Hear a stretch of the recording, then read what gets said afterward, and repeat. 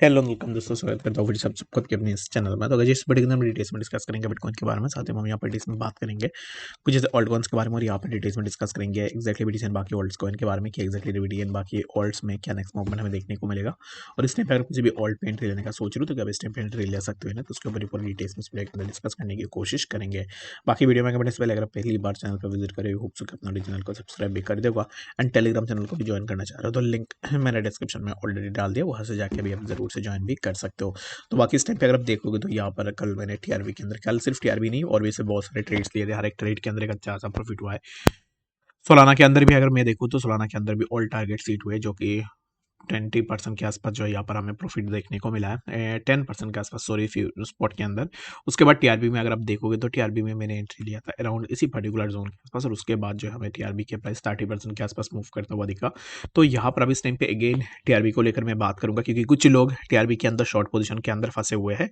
जैसे कि कल मैंने एक एग्जाम्पल दिया था कि एक बंदे ने पूछा था कि आप क्यों हमेशा ऊपर एंट्री लेते हो, तो ये वैसे लोग हैं जिनको ट्रेडिंग के बारे में बिल्कुल भी नहीं पता होता है, और जब भी ग्रीन कैंडल बनती है तब अपना यहाँ पर जो है स्टॉप लॉस के लिए रेडी हो जाते हैं, यहाँ पर शॉर्ट पोजीशन के लिए रेडी हो जाते हैं।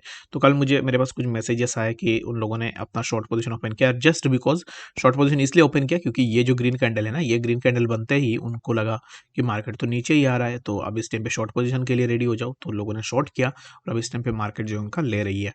तो अभी यहाँ पर क्या नेक्स्ट मूवमेंट हो सकता है, तो राइट नाउ अगर आप देखो तो यहाँ पर कोई भी ऐसा चांस नहीं है कि प्राइस बहुत ज़्यादा नीचे आ जाए। अब इस टाइम पे टेक्निकली मैं अगर आपको यहाँ पर इस चीज़ को देखूँ तो मुझे अब इस टाइम पे ऐसा नहीं लग रहा है कि प्राइस जो है तुरंत यहाँ से नीचे की तरफ आ जाए। प्राइस अभी इस टाइम पे जिस जोन के आसपास चल रहा है, यहाँ पर प्राइस के लिए एक ट्रेंड लाइन सपोर्ट भी है, जो कि मल्टीपल टाइम्स इस ट्रेंड लाइन पे प्राइस ने पहले भी सपोर्ट लिया था। और यहाँ पर सपोर्ट लेने के बाद क्या होता पता है ना, तो यहाँ तक प्राइस चला गया था। तो अब इस टाइम पे again all we can expect is that कि ये जो पर्टिकुलर ट्रेंड लाइन है, यहाँ पर एक अच्छा सा सपोर्ट हमें टीआरबी के लिए देखने को मिल रहा है, और ये जो सपोर्ट है ये सपोर्ट सस्टेन भी हो रहा है। यहाँ पर अगर आप देखो तो यहाँ पर ये भी सपोर्ट सस्टेन हुआ, after sustain support over that zone यहाँ से प्राइस कुछ इस तरीके से मूव कर सकता है, जो कि 201 and later on you can expect कि हमें प्राइस के अंदर और भी थोड़ा मूवमेंट देखने को मिले। ठीक है, तो अब इस टाइम पे फॉर नाउ तो टीआरबी के अंदर कोई भी शॉर्ट पोजीशन नहीं बनती है। बाकी अगर आप ले रहे हो तो फिर it's totally depends on you, क्योंकि मैं बार बार बोल के भी किसी को यहाँ पर रुक नहीं सकता, जो कि जिसका जो भी मर्जी है वो अपने अकॉर्डिंग जरूर से कर सकता है। बट मेरे हिसाब से जिसने भी शॉर्ट किया होगा तो अब इस टाइम पे वो रो रहा होगा कि एग्जैक्टली क्यों उसने शॉर्ट किया है।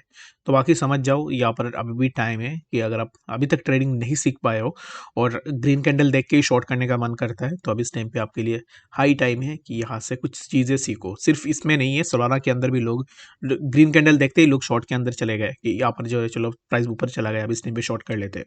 तो ग्रीन कैंडल देखते ही शॉर्ट में नहीं जाना है, उसके ऊपर मैंने प्रीवियसली बहुत बार डिस्कस भी किया है, टेक्निकली भी एक्सप्लेन किया है।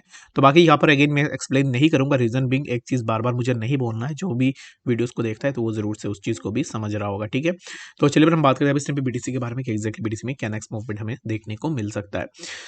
तो right now the price of BTC is consolidating around 44,150 के आसपास अब इस टाइम पे बीटीसी के प्राइस हमें देखने को मिल रहा है। और जैसे कि कल रात को भी मैंने आपको बताया था, बीटीसी यहाँ पर आसानी से नीचे नहीं आएगा। बीटीसी के प्राइस अगर आप ऐसे सोच रहे हो कि बीटीसी यहाँ पर तुरंत नीचे आ जाएगा या फिर बीटीसी में ऐसा कुछ ड्रॉप डाउन हो जाएगा, no, there won't be any kind of such thing in BTC. Reason being, price जब भी नीचे आ रहा है तो price has taken the trend line support on this particular zone, and again यहाँ से प्राइस हायर हाइज बना के ऊपर की तरफ ही मूव कर रहा है।